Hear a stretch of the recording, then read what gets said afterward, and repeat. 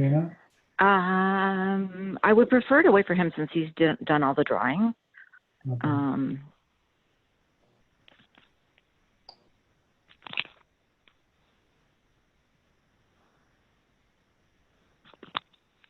He's told me earlier he was going to be on, so I'm not sure what happened.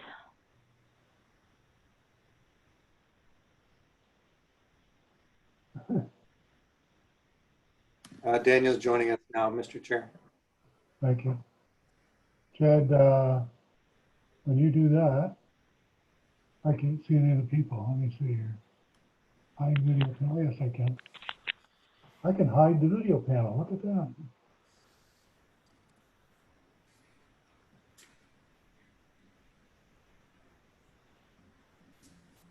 Okay, so it says we're live. Are we, Sean? Yeah, we're streaming through the website.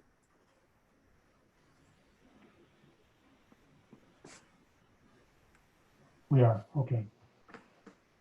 So welcome everyone to September 2020 meeting of the Committee of Adjustment for Tecumseh. And there's Daniel. You want to check his mic, Sean?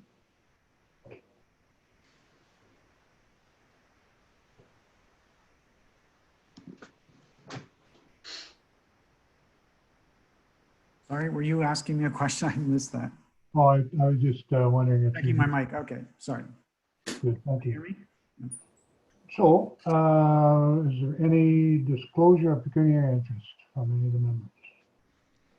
No. Shaking heads. Minutes of the August 24th meeting were pre-circulated. Having read them, I'm sure, is there a motion to adopt them? The minutes. Mr. Marantat? And I'll second it. any addition, deletion, correction? Lori? Yep, Clarification. there you go. No worries, nothing major. Just to watch the spelling of my last name, please. Oh, Thank you, Donna. got that, Donna? Okay, so all in favor? Opposed, carried, thank you. And the first application for a minor variance, 13310 Riverside Drive. Donna.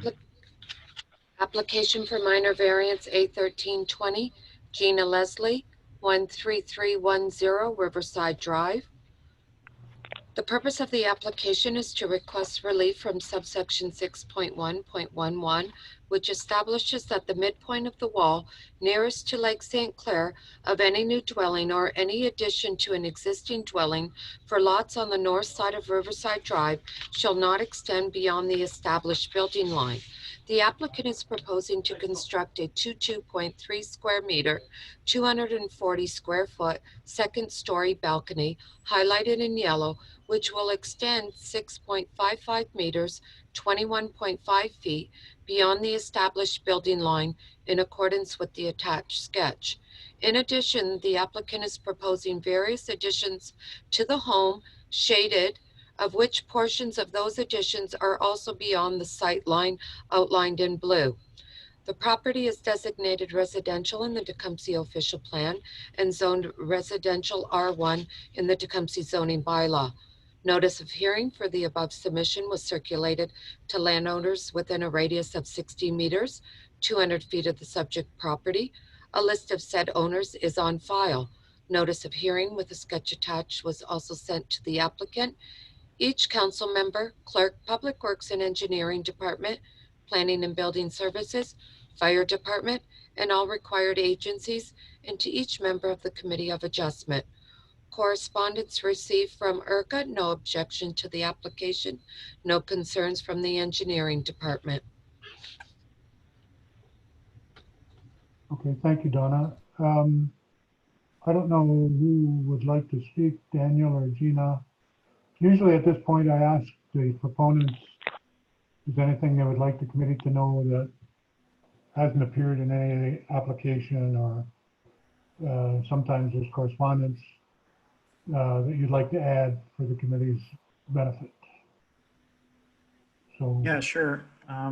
Yeah, Dan Selesky, yes, I'm the designer on the project. And I guess a couple of things that I just wanted to add to the diagram were related to, and I know a few of you have been out to the site, and we did provide some supplementary photographs, but the lot is also very well treed, and there are very dense tree lines and evergreens that line both property lines, which really make the entire backyard hidden from any adjacent neighbors. But we were very conscious about not trying to impede anybody's sight lines, even from second story, or if the trees were to be removed. These additions are all, I guess, non-detrimental to the sight lines, and they really are internally focused within little pockets of the house. And the balcony is really the largest area, which is a glass rail balcony, which will float parallel to the back of the house, and will really cover a small seating area, all outdoors. So, you know, you're talking about a horizontal bar that is floating in air that really is the only architectural impediment. So it's a fully open balcony, top and bottom. So I just wanted to kind of describe that a little bit more, and if there's any specific questions. okay. Committee members, any questions? Tom Merritt. The applicant, you said you supplied some supplemental photographs. I didn't see any of those attached, but that's just, you have some elevations or projections from adjacent properties? Yeah. I can pull those up if Donna doesn't have them.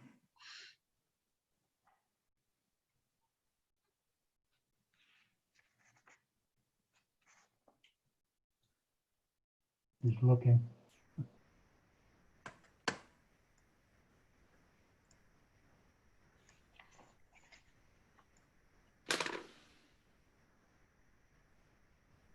Okay.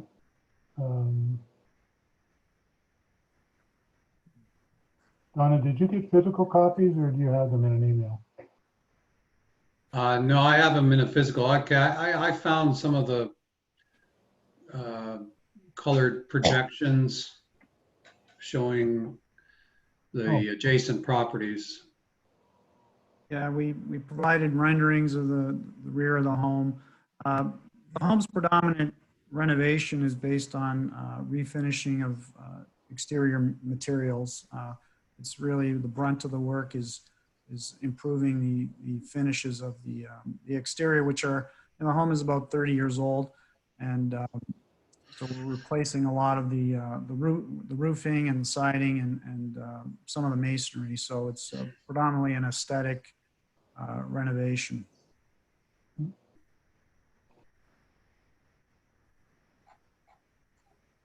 I see no one saying they would like to get in here, so I'm going to ask a question, Daniel, if you will. Sure. It strikes me that from the drawings we have, the building, the existing building itself extends into that sightline zone quite a ways. My Right. question would be, how much farther would you say the balcony would impede? How much farther would it be? On the west side, it's about 6.5 feet, and on the east side, it's about, I believe, 9 feet. But when I went back and tried to understand how this happened, I guess the sight line must have been drawn to a different corner of the neighbors on the east side, because when you draw a sight line from corner to corner on the east side, everything is behind the line. But it's, I don't know if the definition over time has changed, but it seemed like they drew favorably the lines at the time that this house was built. Because I believe that bylaw has been in place for a long time. I don't know the history of it, but so you're right. The existing house actually screens the views more than these additions would. So it's already encroaching on that area, and we were surprised of that as well. If I can just interrupt for a minute. Yeah, I went back and I looked at when the building permit was issued, and it was issued prior to the date of the zoning bylaw. Okay, that helps.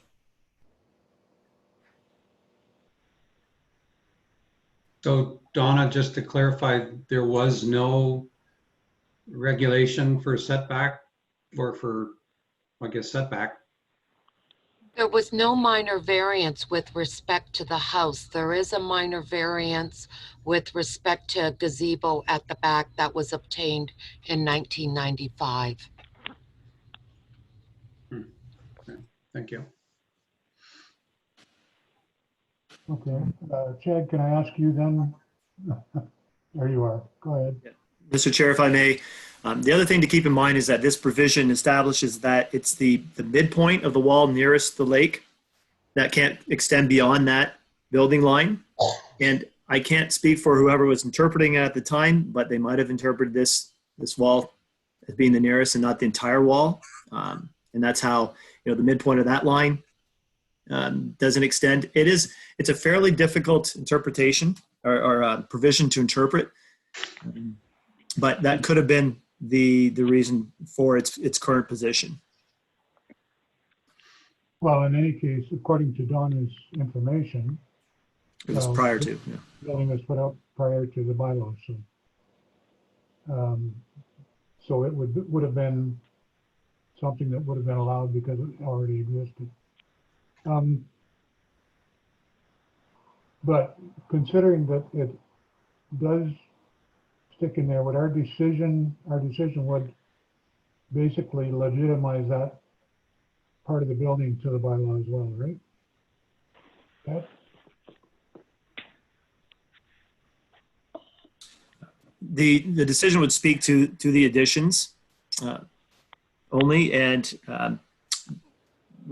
we would have to take the position that the permit for this dwelling was issued prior to the current bylaw being in effect and therefore has a grandfathered status. right, okay.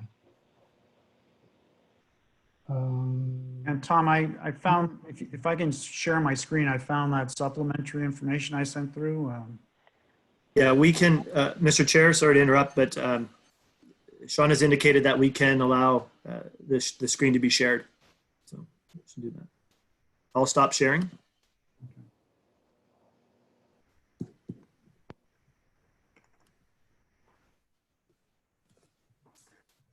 So everybody can see my screen? Yes. All right. So the first diagram that I executed is the current sight lines, the yellow being the westerly and the red being the easterly properties.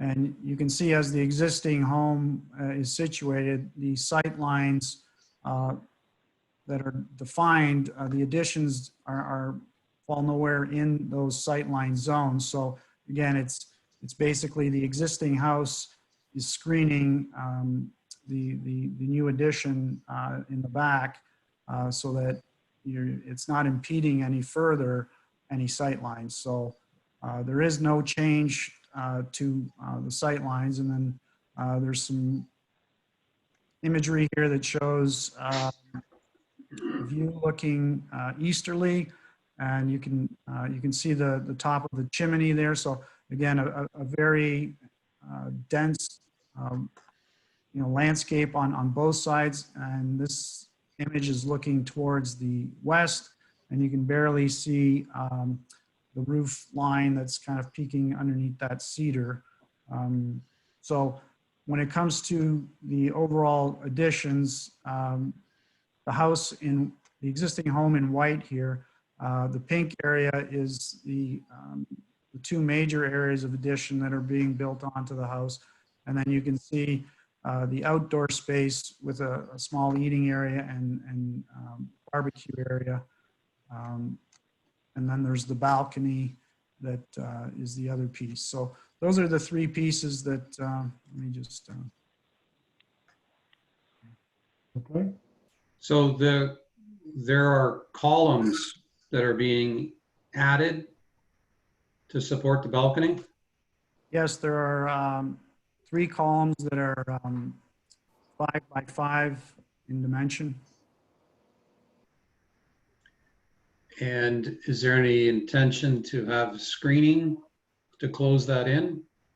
No, it'll be completely open, and it's a glass rail balcony that'll be open air, no covering on the balcony.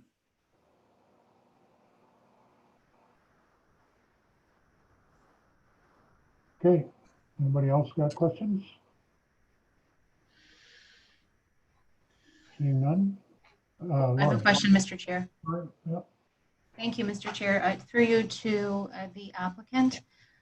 Just to confirm for the record, the vegetation that is on the east side of your property is, how high would you say?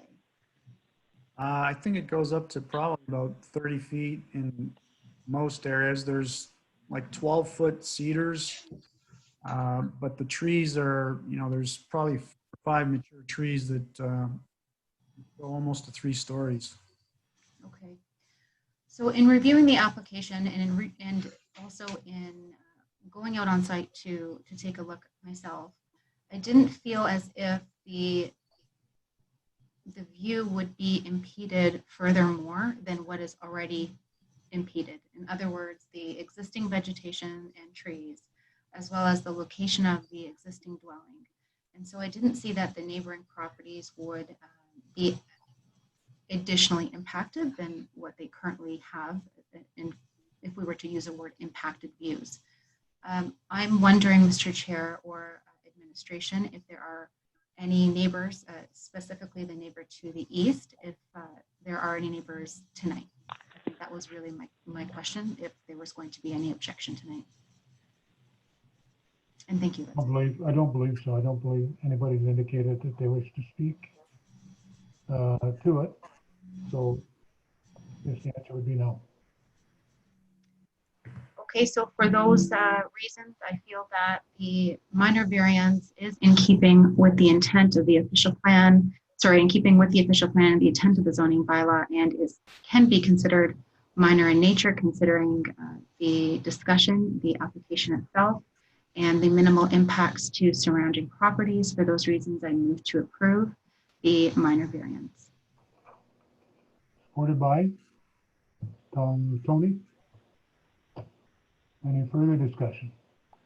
All in favor? I'm sorry, Tom?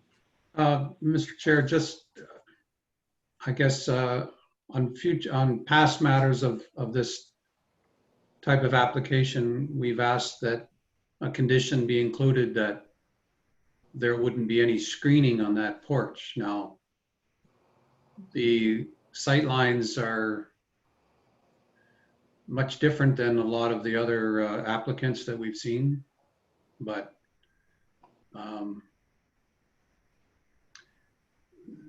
the addition of screening would further impact sight lines on this property. The applicant has stated that they don't intend to put some screening, porch screening up, but I think that maybe it should be included. Okay, Laurie, is that a friendly amendment? Not a friendly amendment on my part, although I very much understand the condition. I think for this particular site, it's not something that I would amend the motion for. So for that reason, I'm not going to propose an amendment to the existing motion that's on the table. Okay, so it's not a friendly amendment. You'll have to make a formal one, Tom, if you want that in there.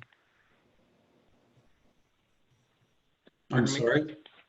I say it's not a friendly amendment, so you'll have to make a motion to amend the motion and see if we can get a seconder, if you want it in there.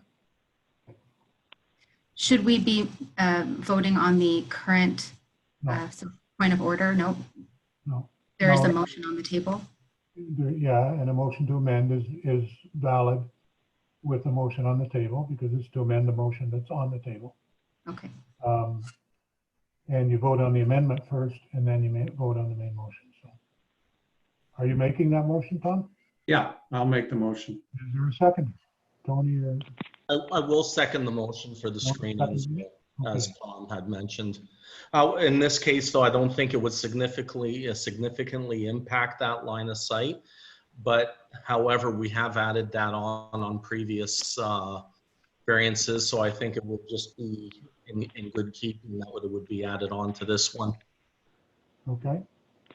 So, anybody else? Hi, it's Gina Leslie. I just wanted to make a comment. No, To clarify something. Okay. We've had all the discussion from you guys. Now it's the committee's turn. So, sorry. Anybody else want to speak to the amendment? Seeing none, I'll call for a vote. Oh, Mr. Mayor, Mr. Chair, just a discussion, point of discussion here on the amendment to the original motion. It's something that just came to mind in terms of enforcement. So is it something that can be enforced? In other words, from a bylaw enforcement, or rather from a, enforcement of the actual approval? Is that something that administration could actually enforce at the end of the day? Well, they can speak to that, but we've made this as a condition on other applications of this type, and they didn't seem to have a problem with it. Dan Chad, can you help us? Yeah, thank you, Mr. Chair. And we have enforced this, in fact, because we've made it a condition on a previous application like a couple of years ago. And although you're right in stating that it won't impact it from the sightline perspective, but it does put more building massing on the back of the dwelling, which is visible from the adjacent or the neighboring properties. And that's what they've applied for. One could argue that if we tied the decision to the application and to the sketch that's accompanying the application, that would be enough. But it doesn't hurt anything to add that as a condition, to make it clear to the proponents that the only relief they're getting is for what was in the application. Okay. So, anybody else? Okay, on the amendment, all those in favor? 3. Opposed? Recorded? Okay. So the amendment passes. So on the amended motion, all those in favor? On the amended motion. Right. All in favor? Okay. Tom, did you vote? Yep. Okay. Everybody's in favor. Okay, so the motion passes unanimously. The amended motion passes unanimously. So thank you very much. Donna, timelines for anybody who might want to appeal? And timelines for when they can get their permit. 20 days. Okay. So thank you, Gina, and where'd you go? Daniel. Dan, I'm still here. Okay, you're in. And sorry, Gina, we didn't need your comment, I guess. You got it. So. Oh, no, it's okay. It got clarified. Don't worry. Thanks. Okay, thank you very much. Thank you. So we're gonna move Thanks. on. You okay, Donna? Yep. We'll move on to the next application. 5415 Old Castle Road. And I think Angelo on their camera now. I got a guys on the screen. Application. Do you want me to Welcome. start? Donna is going to read the application, and then I'll ask you maybe to give some comment, please. Donna. Application for minor variance A1420, Angelo Petrino, 5415 Old Castle Road. The purpose of the application is to request relief from the following subsections of zoning bylaw 85-18. Subsection 5.27.1 DI, which establishes that accessory buildings in residential zones shall not exceed 10% of total lot area or 90 square meters, 969 square feet, and no individual structure shall exceed 70 square meters, 753 square feet. And subsection 5.27.1 EI, which establishes that accessory buildings in residential zones shall not exceed 4.57 meters, 15 feet in height. The applicant is requesting relief to construct an accessory building 18.9 meters, 62 feet by 9.1 meters, 30 feet, totaling 72.8 square meters, 1,860 square feet in area for an individual accessory structure and having a height of 5.4 meters, 17.58 feet. There are also two 10 by 10 sheds on the property. Therefore, relief for total area of accessory buildings being requested is 191.4 square meters, 2,060 square feet. The subject property is designated Hamlet Residential in the Sandwich South Official Plan and zoned Hamlet Residential HR in the Sandwich South zoning bylaw. See a sketch attached. Notice of hearing for the above submission was circulated to landowners within a radius of 60 meters, 200 feet of the subject property. A list of said owners is on file. Notice of hearing with a sketch attached was sent to the applicant, each council member, clerk, Public Works and Engineering Department, Planning and Building Services, Fire Department, and all required agencies, and to each member of the Committee of Adjustment. Essex Region Conservation Authority had no objection to the application, and engineering also had no concerns. Okay, thank you, Donna. At this point, I ask the proponents if they have anything they'd like to add for the committee's benefit. I don't know what to say. Hello, hi, I'm Gabriella Petrino. It's nice to see everyone. We moved here in 1993, and we've had this nice property, and my husband is in construction, and he has a lot of things that he does on his own, and we have things, and so our house has become overwhelmed with storage and putting things away and outside, and we've wanted to do garage year after year. Our kids went to school, and so finally we decided we need to build this garage, and we need to be able to put things away properly. Now, we know my dad had a garage who had a loft, and his loft just got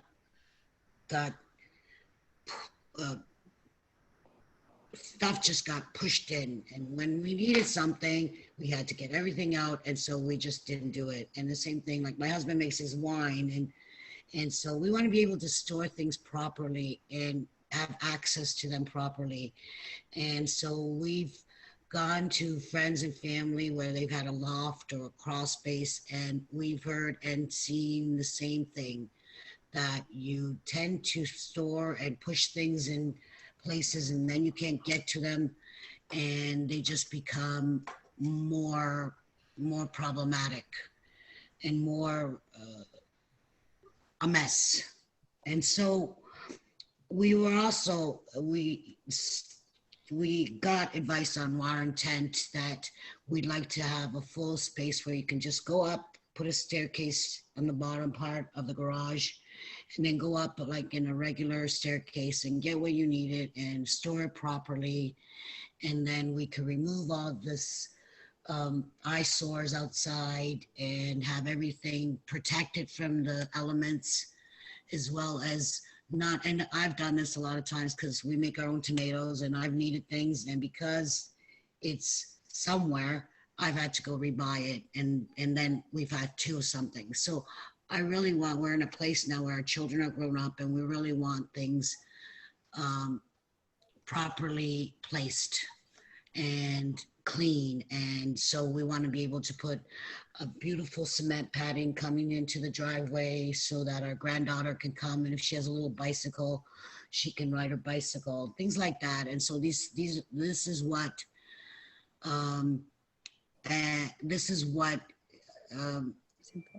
is important, and the reason why we, because the the guy who drew it, he drew it originally the other way, and I said, no, please do it again. We'll speak to you, whatever your questions and concerns are.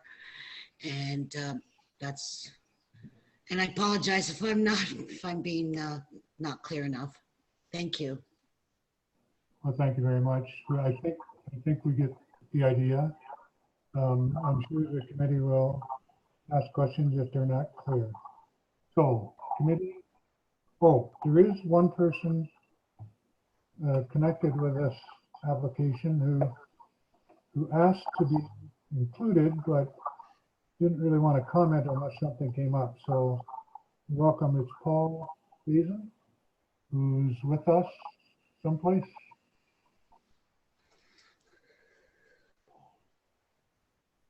And I'm looking for him. They're not talking to us. Oh, I got a still picture here. So Paul, is there anything in particular you'd like the committee to look at on this, or? No, I just wanted to keep myself informed on what was going on. I think they have a right to a garage on their property, and I like what I see. I'm just concerned about the size of it for blocking the view from the view of my house. I don't know specifically where it is on the property. They came and discussed it with me. So, I don't think I have any opposition. I just wanted to see if anything came out of this, and I thought I'd just listen in. Okay. Did you get a copy of the application, Paul? Yes, I did. Okay, so there was There is a drawing, you are correct, but it measures, I think, 54 feet from the house, and I didn't go over the house and measure where 54 feet is to tell me where it starts and how far it goes from there. okay. Committee. Lori. Thank you, Mr. Chair. A question quickly to the resident, or rather through you to the resident or to administration. Where is the resident located? What address? Mr. Fanson? 5415 Oldcastle Road. No, Mr. Fanson. Oh, sorry. If you're looking at that picture, sorry, if you're looking at his picture, I would back onto his property. So, but I still don't think, from what I can gather, that he is the shed would be made right behind my house. I'm 2895 Piccadilly. Yes, that is my home there. Okay, I understand. Okay, so question to the applicant then, Mr. Chair, through you, of course, is to the applicants, were you able to consider or review a possibility with your architect to meet the requirements of the zoning bylaw in terms of height? In other words, what is your attempt to work within that height limitation? We did, like I said, he first did the drawing originally, and he explained to us that when you go up there, you would have to bend down and not be able to stand up straight, which we have a house, my mom has a house in Italy, and she has that in Italy, and we have problems going up there. So it becomes literally a constant problem for us. So it's injury too. And so I can see it being here and it being in a place where we live all the time, that let's say we bring our Christmas tree up there, and I'm like, you know, we have to get the Christmas tree down. It's Christmas time, and my husband being in construction and older and getting older, bending down, and he's already has back problems, it would become a continuous stress. So for that reason, when I spoke to, what's his name? Sean. When I spoke to, and he explained to us the variance, Les, and I said, he said, well, you have to do this, and I said, okay, let's do it, because it's totally worth the proper putting away of things, the proper cleanup, and the idea that I can go up there and get what I need, like, easily, rather than pushing things in a corner and then having bend down and pulling things out of the way to see if there's what I need there. And also a safety issue where and I remember our house in Italy, there's plenty of times when you bend up, you stand up and you bang your head on and those are stone roofs over there. But anyhow, the point is the overall reasoning for my insistent and actually, again, other people, my cousin has this garage and she has the beautiful cement front. It's really clean and beautiful, and it minimizes the mosquitoes, I have to say, because we have a lot of mosquitoes. Maybe Paul can attest to that too. They regret that they didn't do the variance, or I don't know what their laws are in LaSalle. And so everyone said, who has either a crawl space type top or a loft, says to that, it's encouraged us and told us that it is better to have it full height if you want to really get good use of it, and you don't want to use it as a dumping ground, because that's what theirs are. And when my father passed away and they had to clean out the loft, nobody wanted to do it because it was just packed with stuff years and years and years. So again, my overall thing is to put things cleanly, properly, and if I need it, I know where it is. I can get it and put it right back. And yes, Les told us, and he did this drawing. He did everything, but we asked him to redo it. I did, specifically me. And so Go higher. Okay, thank you, Ms. Petrino. The other question I have is related to the existing sheds that are on the property. If we can have the aerial up, Mr. Jeffrey. Where are we? So the aerial, I think, is just a quick review, if we could. Are we looking at, is the applicant looking at removing any of the existing sheds? I see 2 existing sheds. Or 3, perhaps? We're going to remove, we want to remove everything, and we want to have everything in that one place. So, like, we believe that each shed is an eyesore to us as well. And as well as, again, you're packing things in there, and we don't want to do that. And we also want to clean as possible. Clean cut, and then when he cuts his grass, he can have it all clean lines. We don't want, so that was our whole intent, and that was the intent of it being 3-car, not 3-car because it'll improve the property. We want to be able to keep everything in one place. And my husband has, he's in construction, so he has his own equipment, his own tools, his own things. And again, those things, some of it he has downstairs, some of them he has in the shed, some of them he has outside the shed. We don't want that. So okay, so your intent is to remove the existing sheds? Yes, sorry, I should have just said yes. That's okay. Okay, and then final question is related to the use of the accessory structure, the new structure. You've mentioned a few times that Mr. Petrino is in the contracting building business. Will any business activity be taking place in this structure? In other words, are you going to use the structure for commercial purposes, or is it strictly for personal use? No, just personal use. Okay, no further questions. Thank you, Mr. Chair. Yeah, the answer to the middle question about the shed, so that's not what the application says. The application asks for enough square footage to include the 2 sheds. So I'm a little confused about that. Chad, can you help? Did you say you want to keep the sheds? You did. I don't know, remove the shed. Chad? Yes, Mr. Chair, the application did state that, and it's my understanding that it was for both the new garage structure as well as the 2 existing sheds to the back of that. So the relief that's being requested includes those 2 small sheds. What's function? Okay, so we're being told that they're going to take them down, and I got the impression from the question that it's likely the committee would prefer that.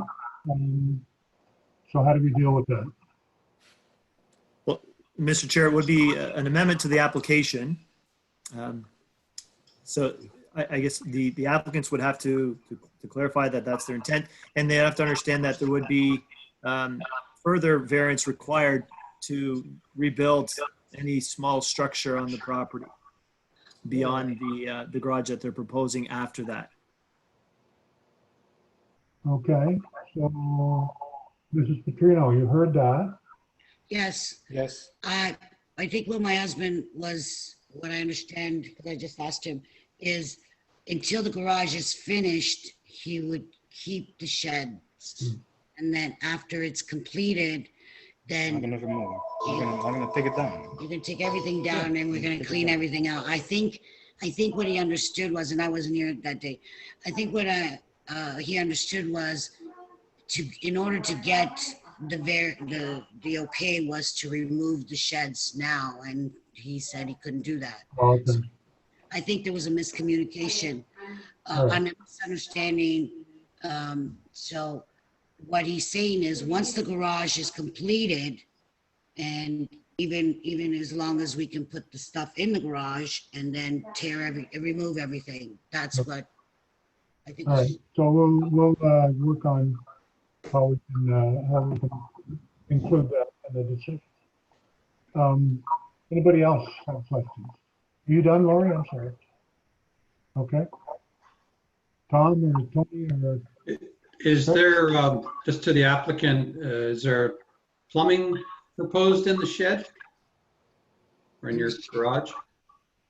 There will be no water. In the garage, you don't want water? Yeah, what about when we do tomatoes? Just the water, that's all. Well, that's what That's he's what he's asking. Oh, yeah, the water, yeah. Yes, Yeah, there we're will gonna be. be the water, yeah. There's Yeah. none in the shed right now, but in the garage there will be. Yeah. Tell him that. Yeah. And is there sewers out there or is that septic tank? It's a safety thing.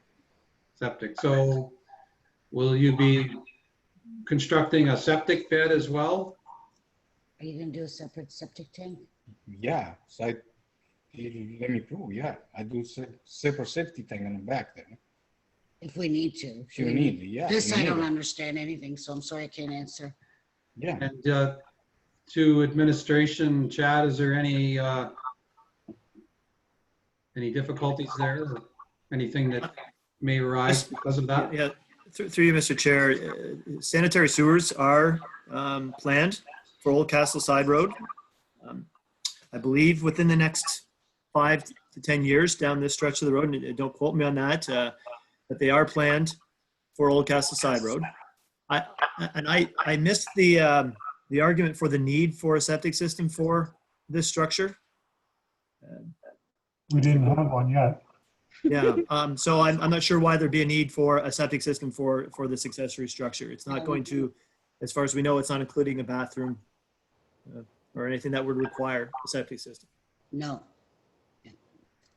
We So just, you're just gonna have water with no sink and yeah, a little thing, that's it, just to wash your hands, wash something, when they ask you to do tomato or make wine, you can wash some pail, that's all. That's all what you're gonna do. so no bathroom, no future bathroom. No, no. no. Well, yeah. Yeah, Mr. Chair, I didn't realize there'd be any services back to this facility at this point. So there may be a need to link into the existing septic system, but those provisions can be taken care of at the time of building permit issuance. So Likely be if I can hydro. put some information onto that. So if a sink of some sort will be added in the garage, then it must be connected to the septic system. If it's just, let's say, a hose tap for something, so let's say you're washing the car outside, that doesn't require to be connected. But if there is a sink being added or any other, let's say a bathroom group or some sort being added, then that must be tied into the septic system. So is there is there an intent to have a hot water heater in here? No, No, no. Good Lord, no, no. no. No hot water heater. Good Lord. No, we're making, no, sorry. Okay, thank you.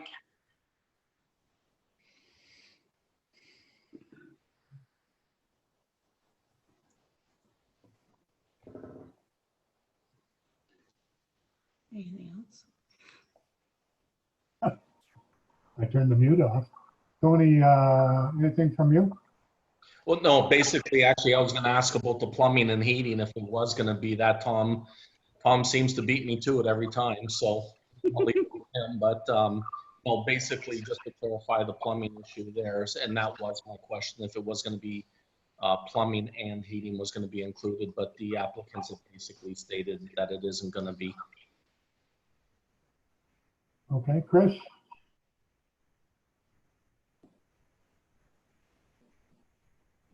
Chris is muted too. Chris, are you there?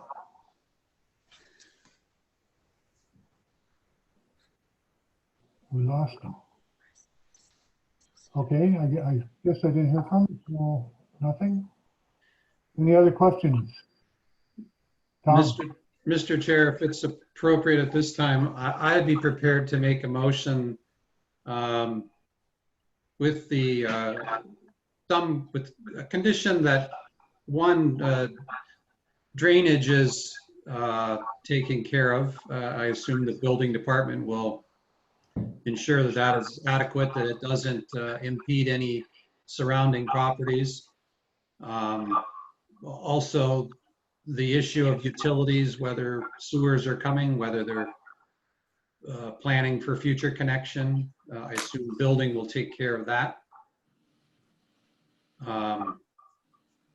But I would make a motion that I think it suits the property. The property is fairly large, and the applicants have done a good job with their drawings to explain what it is, what they want, and I think it makes sense. So for all those reasons, I would make the motion to approve the application. Supported by? Laurie? Laurie? Gotcha. Yeah, I was curious about the height of the building, but it is kind of a gable type arrangement, so it'll have the shorter walls where the ceiling comes down to it likely. It's a full second story. So that gives me some relief in terms of how big it's going to be. Chad, that's easier for me to see everybody. And there's Chris. So there's a motion. Any other comment on the motion? All in favor? Opposed, carried, unanimous. So you got it. Got it? Good. Oh, thank you. Oh, thank you. So Thank there's you a for listening 20-day to us. waiting period. In case someone who's watching this decides they want to file an objection to it, and after that you can get a building permit. Okay. Okay. Thank you so much. Thank you all for listening, Yep. and thank you for your time. I really appreciate everyone's time. Thank you. Thanks for your input. Donna, I lost her. There she is. Are you good? Donna? Yep, I'm ready. Okay. The application for minor variance A1520, Chad and Selena Turner, 12707 Kimberly Drive. The purpose of the application is to request relief from subsection 6.1.5 of zoning bylaw 1746, which establishes a maximum total lot coverage of 30%. The applicant is proposing to construct a 32.3 square meter, 348 square foot covered porch, resulting in a total lot coverage of 31.1%. The subject property is designated residential in the Tecumseh official plan and zoned R2 in the Tecumseh zoning bylaw. See schedule attached. Notice of hearing for the above submission was circulated to landowners within a radius of 60 meters 200 feet of the subject property. A list of said owners is on file. Notice of hearing with a sketch attached was sent to the applicant, each council member, clerk, Public Works and Engineering Department, Planning and Building Services, Fire Department, and all required agencies, and to each member of the Committee of Adjustment. Essex Region Conservation Authority had no objection to the application, no concerns from engineering, and the residents at 12705 Kimberly have expressed no objection to the application. Okay, thank you. Looking at my screen here, which has gotten smaller again. For Chad, there you are. Yes, sir. At this point, if you have anything you'd like to add, any comments you'd like to make for the committee's benefit that they haven't heard? Okay, so first of all, I'd just like to thank you guys for your time, for hearing me out. Basically, like it was described, we're just looking at adding a covered patio, really to replace what's there existing. So there's currently an awning in place there with an elevated deck. The awning is approximately about 14 feet across by 10 feet out from the house. That structure is okay. The deck itself is deteriorating, so something's going to need to be done in the backyard regardless. But for us, extending this and allowing the structure to be a lot bigger or somewhat bigger would allow us to cover the patio door exiting from the rear of the house. So that would basically give us a living space and also allow us to exit the house being over a covered area, which for us, the rear of our property is south-facing, and we do back onto Lacoste Park. So we pretty much have full sun from about 9:30 in the morning until 8:30 at night, basically until the sun sets on the adjacent west property here. So sun for us, coverage and getting some shade in the backyard is obviously a huge factor.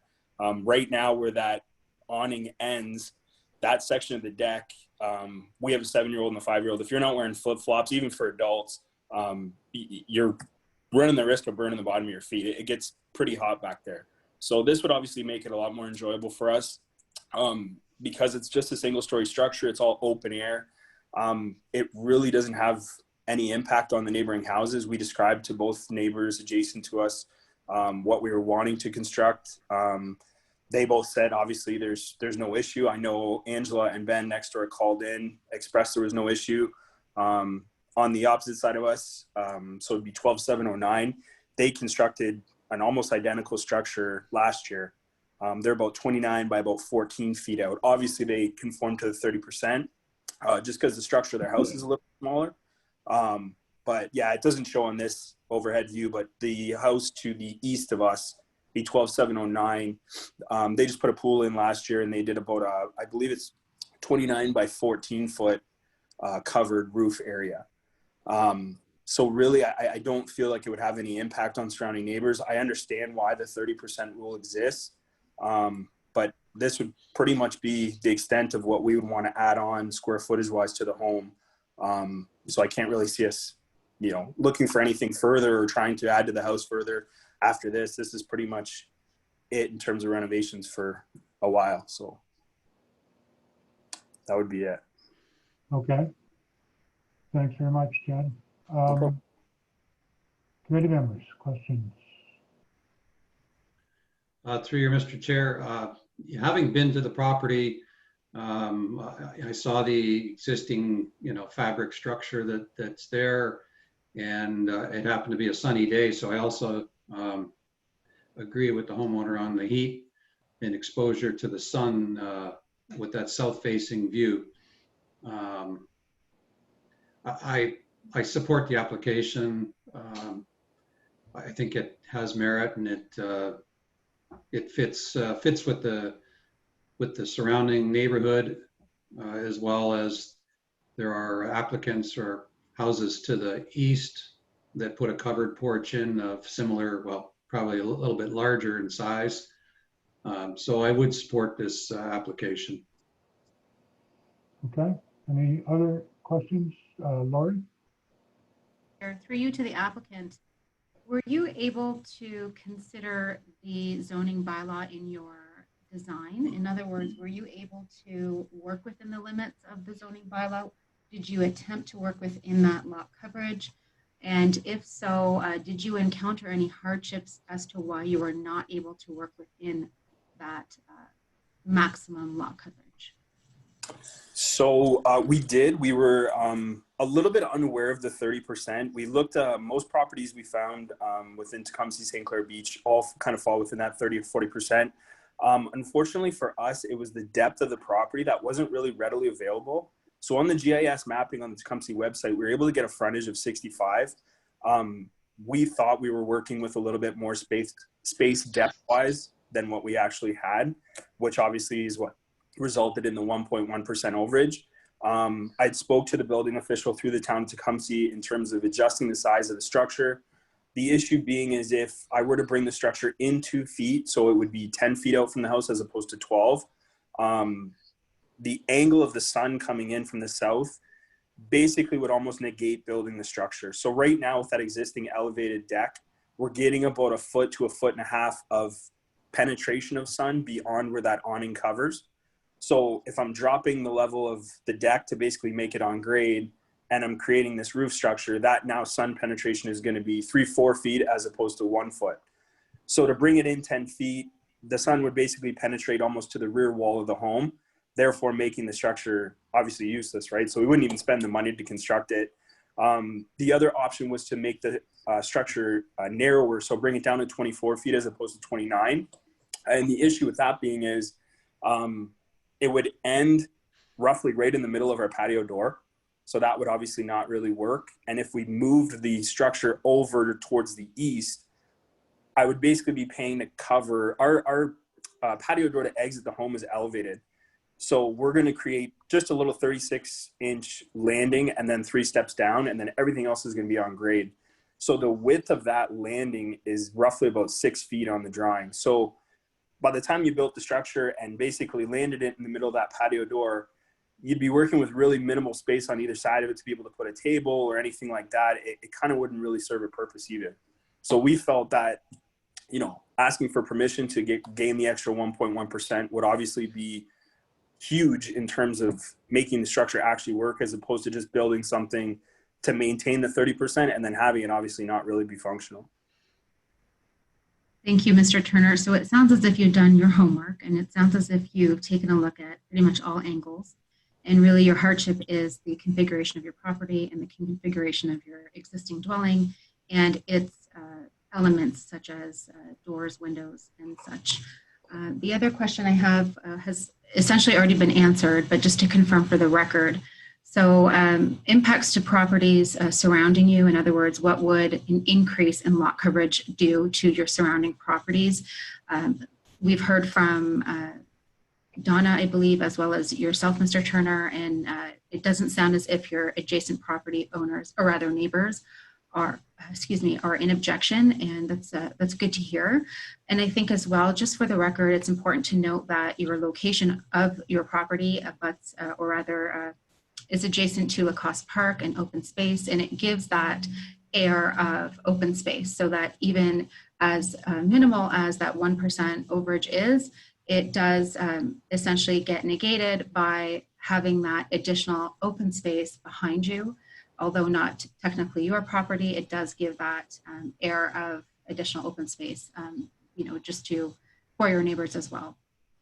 So all of those things considered, I also support the application, but what I think I'll do is I'll just pass it to Mr. Chair. So thank you for that, Mr. Chair, and that's it for me. Okay, thanks. Tony, you have a question?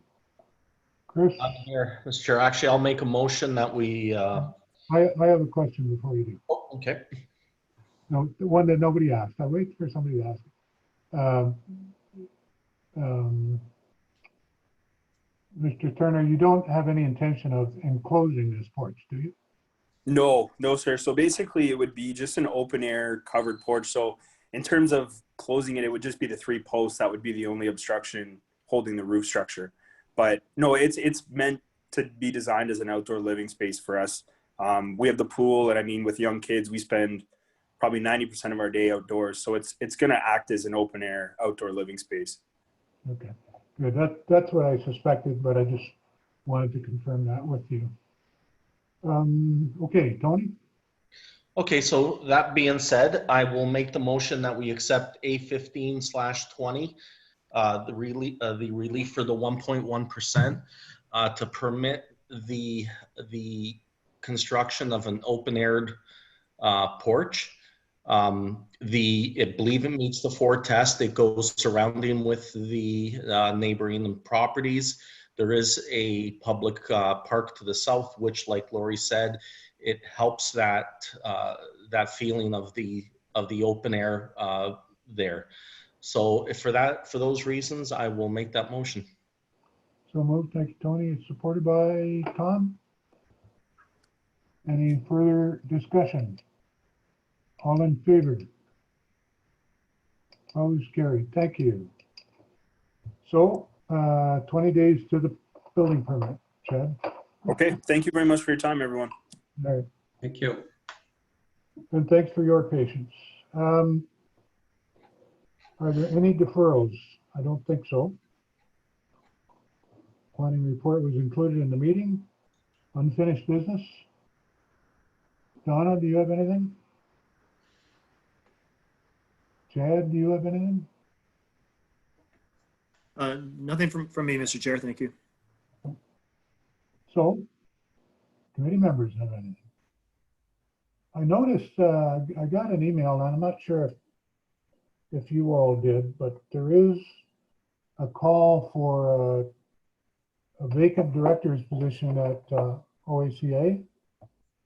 And I suspect you all members of OACA got that, I think.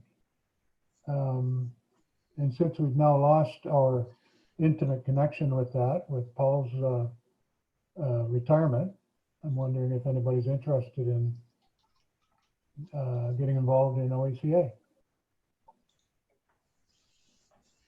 And if not, something to think about anyway. Did you get the emails? Does anybody remember getting that email? Okay. I did. So you're all aware. Yeah. of it. Make sure you were all aware of it. All right. That's all I had. So if somebody wants to move adjournment, we'll go and have supper. Tom and Chris. I gotta prove you were here to the end. Yeah, put me in like the Jetsons. There was the cardboard cutout there for a second. Yeah, like the hockey game. Yeah. Okay, thank you very much, gang, and All right. have a great week. Take care, Thank you very everyone. much. Thank you. Bye, Have a good night. Take care. Good night, everyone. Night.